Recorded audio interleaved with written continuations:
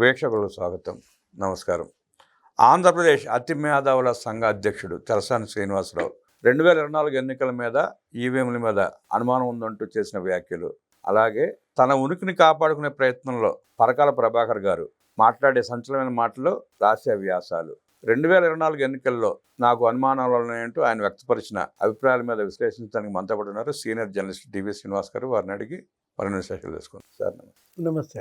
2024 కూటమి ఎన్నికల మీద మాకు అనుమానాలు ఉన్నాయంటూ ఆంధ్రప్రదేశ్ అతి మేధావుల సంఘ అధ్యక్షుడు తలసాని శ్రీనివాసరావు ఉనికిని కాపాడుకునే ప్రయత్నంలో భాగంగా పరకాల ప్రభాకర్ గారు చేస్తున్న మాటలు, రాస్తున్న వ్యాసాల మీద మీ అభిప్రాయం ఏంటి సార్? 2024 ఎన్నికల ఫలితాలపైనే అనుమానాలు ఉన్నాయంటే 19 ఫలితాల మీద లేదా?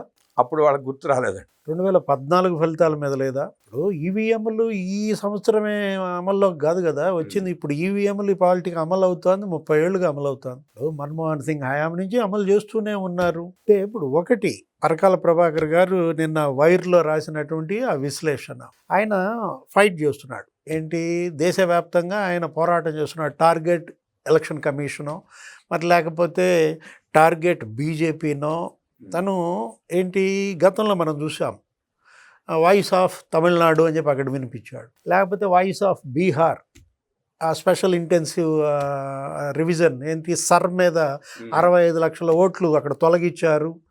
అక్కడ ఏదో మరి పోస్టల్ బ్యాలెట్లని లేకపోతే అని ఆయన కంపేర్ చేస్తూ ప్రెస్ మీట్లు పెట్టి అక్కడ అంతకుముందు ఏది మహారాష్ట్ర, ఇప్పుడు మీరు చెప్పిందే ఆ మహారాష్ట్ర ఎన్నికల ఫలితాలను విశ్లేషిస్తూ సాయంత్రం 5 తర్వాత ఏంటి దగ్గర 7.8% ఓటింగ్ పెరిగిందని అర్ధరాత్రి 12 గంటల మధ్య అక్కడ ఆయన మామూలుగా ప్రెస్ మీట్లు పెట్టడం, అంటే బెంగుళూరు తర్వాత ముంబై, ఢిల్లీ మనం చూసాం. ఏంటి అసలు మొత్తం దేశవ్యాప్తంగా జరిగిన 2024 ఎన్నికల్లో దగ్గర ఒక 5 కోట్ల ఓట్లు ఎక్కువ పడ్డాయి. అది ఒక 79 లోక్సభ స్థానాల ఫలితాలని ప్రభావితం చేశాయి. ఈ 79 బీజేపీలో తీసేయండి, ఈ 79 రాహుల్కి కలపండి, రాహుల్ ప్రధాని అయ్యేవాడు. అంత అనుమానం ఉంటే కోర్టుకి వెళ్ళొచ్చు కదా సార్.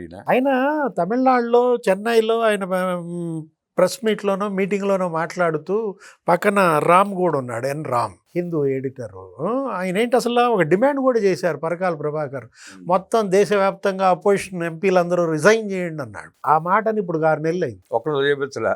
ఏమయ్యాడు రాహుల్ గాంధీ? ఎందుకని ఆయన 100 లోక్సభ స్థానాలకి లేకపోతే మిగతా వాళ్ళందరూ కూడా అపోజిషన్ వాళ్ళ లోక్సభ స్థానాలకి రిజైన్ ఎందుకని చేయలేదు?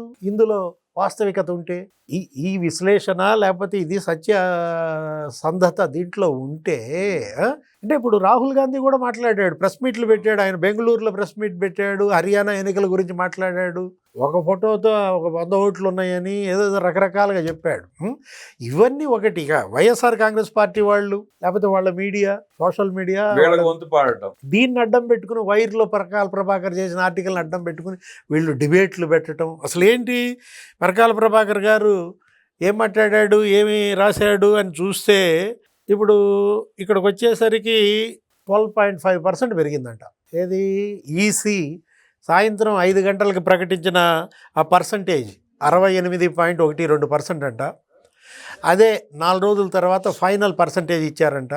ఆ ఫైనల్ పర్సంటేజ్లో ఎంత చూపించారు? దగ్గర మరి 80.66% చూపించారు. ఈ 12.5% ఆయన లెక్క చూస్తే దగ్గర 51,83,249 ఓట్లు అంట. ఈసీ అంటే 5 గంటలకు ఒక ప్రకటన చేస్తుందండి, రాత్రి 11 దాకా పోలింగ్ జరిగింది. మరి దాన్ని తీసుకోవడం లెక్కలోకి. అసలు ఈసీ కావచ్చు, జర్నలిస్టులు కావచ్చు, ఇప్పుడు అక్కడ కవరేజ్లో ఉంటూ జర్నలిస్టులు కూడా ఏం చేస్తారంటే 11 గంటలకి ఓటింగ్ ఎంత, 12ంటికి ఓటింగ్ ఎంత, లేకపోతే 1 గంటకి ఎంత, వాళ్ళ మీడియాలంటికి పంపించుకుంటారు. ఏబిఎన్లోనో ఈటీవీలోనో అక్కడ వస్తూ ఉంటాయి ఈ జర్నలిస్టులు పంపిణీ. అవన్నీ ఉజ్జాయింపు లెక్కలు. ఈసీ దగ్గర ఉన్నాయి కూడా 1 గంటకి ఇచ్చింది, 3ంటికి ఇచ్చింది, లేకపోతే 5 గంటలకి ఇచ్చింది. కేవలం ఉజ్జాయింపుగా తప్ప అది యాక్యురేట్ కాదు. సరే, ఇప్పుడు మీరు అన్నట్టుగా 5 గంటలకి డోర్స్ మూసేస్తారు, 6 గంటలకి. 6 గంటలకు మూసేసిన తర్వాత మరి క్యూ లైన్లో ఉన్న వాళ్ళందరినీ వదలాలి. అవును. ఇప్పుడు మీరు 5 గంటలకి 68% అంటున్నారు. పోల్ ఎన్నింటి దాకా ఉంది? రాత్రి 11-12 గంటల దాకా జరిగినాయి. అంటే ఇప్పుడు ఒక్కసారి మీరు పోలింగ్ బూత్కి ఎప్పుడన్నా వెళ్తే తెలుస్తుంది. ఏది 4, 5, 6 ఆ ప్రాంతంలో ఎంతమంది ఉంటారు. కిటకిటలాడుతుంది. క్యూ లైన్లో డోర్స్ మూసేటప్పుడు ఉన్న వాళ్ళందరినీ లాస్ట్ పర్సన్ కూడా టోకెన్స్ ఇస్తారు. ఏది ఇటు నుంచి ఇచ్చుకుంటూ వెళ్తూ అక్కడ ఆ ఆఖరి ఓటరు టోకెన్ కూడా నమోదయ్యేదాకా పోలింగ్ జరగాల్సిందే. దాన్ని అడ్డం పెట్టుకుని ఆయన ఏమంటారు, ఈ 12.5% అంటే మరి దగ్గర దగ్గర 51,83,249 ఓట్లు. అసలు ఇదే ఒక వితండవాదం, పర్సంటేజ్ని బట్టి ఓట్లు లెక్కేయటం.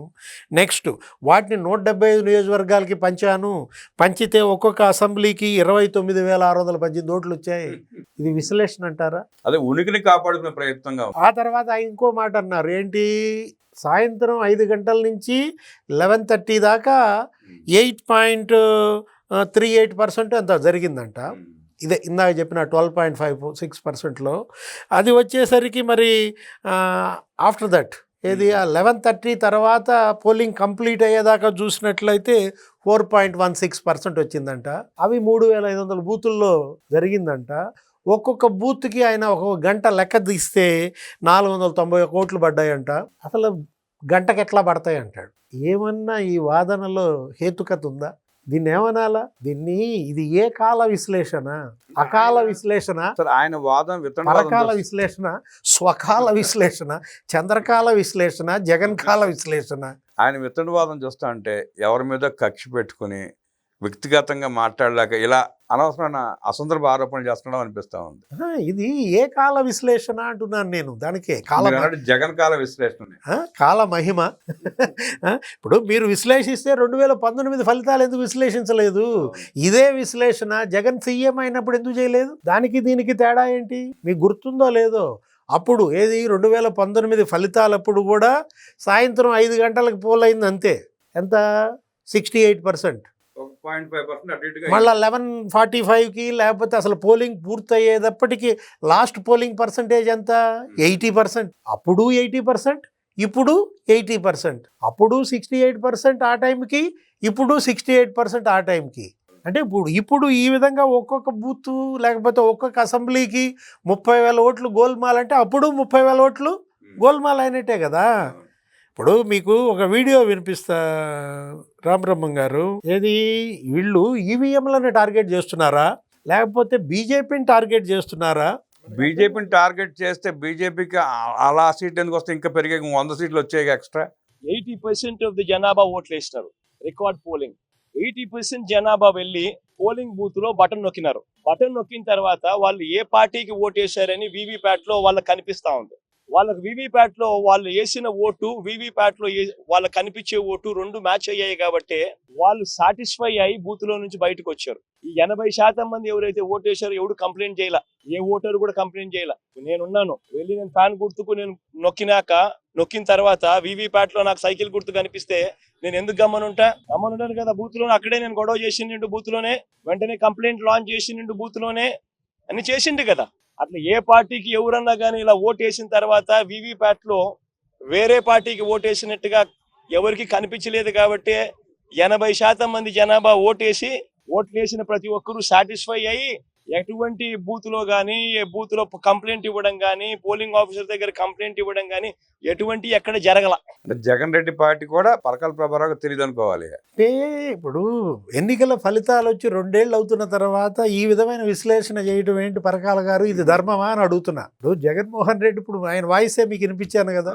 యాక్చువల్గా ఇప్పుడు పరకాల ప్రభాకర్ గారు ఈ వైర్ విశ్లేషణ కనుక వాస్తవం అయితే అక్కడ ఉన్నటువంటి ఆ క్యూ లైన్లలో ఉన్నటువంటి ఓటర్లు ఎవరన్నా కంప్లైంట్ చేశారా? సాయంత్రం 5 గంటలకు ఉన్నటువంటి ఓటర్లు కానీ, లేకపోతే 11:30కు ఉన్నటువంటి ఓటర్లు కానీ, అర్ధరాత్రి 2 దాకా ఉన్నటువంటి ఓటర్లు కానీ, అక్కడ ఉన్నటువంటి పోలింగ్ అధికారులు కానీ, పోలింగ్ బూత్ సిబ్బంది కానీ ఒక్కళ్ళన్నా కంప్లైంట్ చేశారా?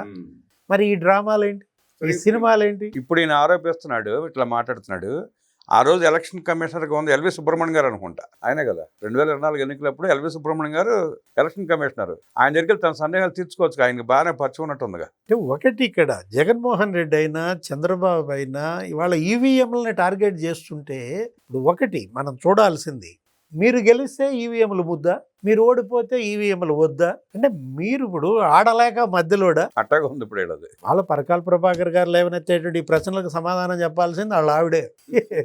కేంద్రంలో ఉన్న ఆర్థిక మంత్రి నిర్మలా సీతారామన్ గారే సమాధానం చెప్పాలి. పరకాల ప్రభాకర్ గారు తన ఉనికిని కాపాడుకునే ప్రయత్నం భాగంగానే ఇలాంటి అవాకులు చవాకులు పేలుతూ అనవసరమైన వ్యాసాలు రాసుకుంటూ కాలక్షేపం చేస్తున్నాడని ఈవీఎంలు పనితీరు మీద జగన్ రెడ్డి విశ్లేషణ వినిపించి మరి వివరించిన డి శ్రీనివాస్ గారికి ధన్యవాదాలు తెలియజేస్తూ నమస్కారం.